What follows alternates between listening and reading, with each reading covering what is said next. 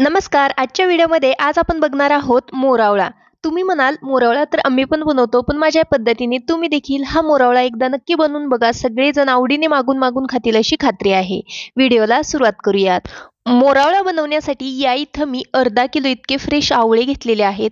थंडीचे दिवस आहेत आणि मार्केटमध्ये भरपूर प्रमाणात आवळे आलेले आहेत.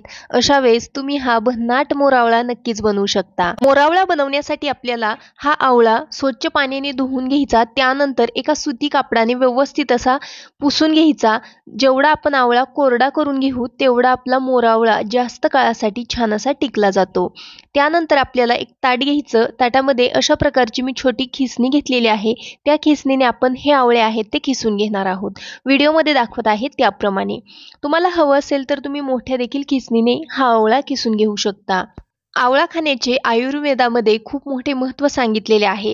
आवळा आपल्याला डायरेक्टली खाल्ला जात नाही, थोडासा तुरट लागतो, म्हणून आपण याचा मोरावळा बनवून खातो. तर काही जण हे आवळे किंवा हा मोरावळा आहे तो अख्ख्या आवळ्यांपासून डायरेक्ट बनवतात, पण ते खाण्यासाठी सोयीस्कर नाही. त्यामुळे आपण हा आवळा आहे तो अशा पद्धतीने खिसून घेत आहोत. आवळा खिसल्यानंतर तुम्ही बघू शकता आतल्या बाजूमध्ये किंवा आतमध्ये त्यामध्ये मोठा एक बी असतो, तो आपल्याला काढून घ्यायचा आहे. तर याच पद्धतीने मी हे सर्व अर्धा किलो आवळे आहेत ते खिसून घेणार आहे. तर वजनी प्रमाणात हा अर्धा किलो आवळा घेतलेला आहे आणि क्वांटिटी म्हणाल तर 14 ते 15 आवळे यामध्ये बसलेले आहेत. तर याच पद्धतीने मी सर्व आवळा किसून घेते. या ठिकाणी मी सर्व आवळा छान असा किसून घेतलेला आहे आणि तुम्ही बघू शकता याच्या बिया आहेत त्या मी बाजूला ठेवलेल्या आहेत. तर ह्या बिया आपल्याला काढून टाकायच्या आहेत आणि किसलेल्या आवळ्यापासून आपल्याला मोरावळा बनवायचा आहे. पुढच्या कृतीकडे वळूयात. अर्धा किलो आवळ्यासाठी आपल्याला अर्धा किलो गुळाचा वापर करायचा आहे. जेवढ्या प्रमाणात आपण आवळा घेतला तेवढ्याच प्रमाणात आपण इथं गुळाचा वापर केलेला आहे किंवा करणार आहोत. गुळाऐवजी तुम्ही साखर देखील इथं वापरू शकता, पण गुळ वापरणं केव्हाही चांगलंच. या ठिकाणी गॅसवरती एक कढई गरम करायला ठेवली. यामध्ये 1 चमचा इतकं साजूक तूप घातलं. यामध्ये आपण घालूयात 2 तुकडे इतके दालचिनी. दालचिनी या तुपामध्ये छान अशी फ्राय करून घ्यायची आहे. त्यानंतर यामध्ये घालूया आपण किसून घेतलेला आवळा. हा आवळा तुम्ही थोड्या वेळासाठी छान असा परतून घेऊ शकता, पण डायरेक्ट मी यामध्ये गूळ घालत आहे. गूळ घातल्यानंतर आपण व्यवस्थित असं हे मिक्स करून घेऊयात. या ठिकाणी जसं आपण हे मिश्रण व्यवस्थित असं मिक्स करून घेऊ तसं या मिश्रणाला पाणी सुटायला लागतं.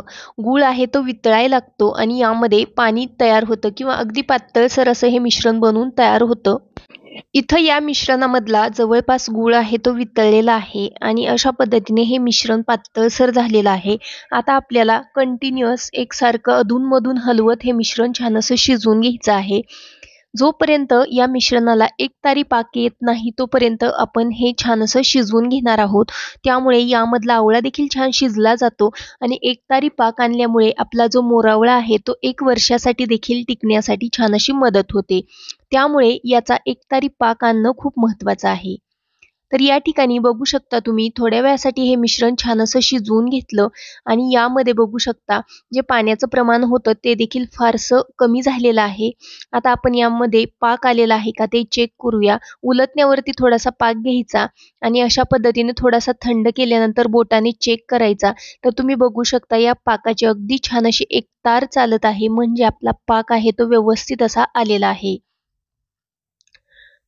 पाक छान असा आल्यानंतर आपला हा मोरावळा 1 वर्षासाठी अगदी छान टिकला जातो.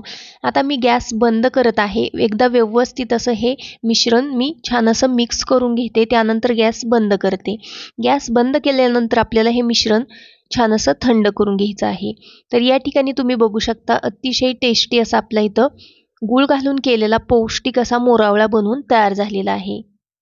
या ठिकाणी हा मोरावळा मी पूर्णपणे थंड करून घेतलेला आहे. त्यानंतर तुम्ही बघू शकता याला कलर काही सुंदर आलेला आहे आणि टेक्स्चर अतिशय छान आलेला आहे. आता हा मोरावळा जास्त काळासाठी टिकून राहावा यासाठी हा मोरावळा आपल्याला काचेच्या भरणीमध्ये भरून ठेवायचा आहे. काचेच्या भरणीमध्ये किंवा एखाद्या हवाबंद भरणीमध्ये तुम्ही हा मोरावळा स्टोअर करू शकता, पण ती भरणी आहे ती अगदी कोरडी केलेली असावी, ओली भरणी नसावी, नाहीतर मोरावळा लवकर खराब होतो.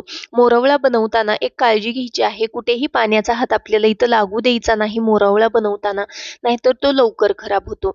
तर अशा पद्धतीने हा टेस्टी अतिशय पौष्टिक असा मोरावळा तुम्ही देखील एकदा नक्की बनवून बघा, तुम्हाला नक्कीच आवडेल. व्हिडिओ आवडला असेल तर व्हिडिओला एक लाईक करा, चॅनलवरती नवीन असाल तर सबस्क्राईब करा. पुन्हा भेटू आपण अशाच एका नवीन आणि छानशा रेसिपी सोबत. तोपर्यंत बाय बाय.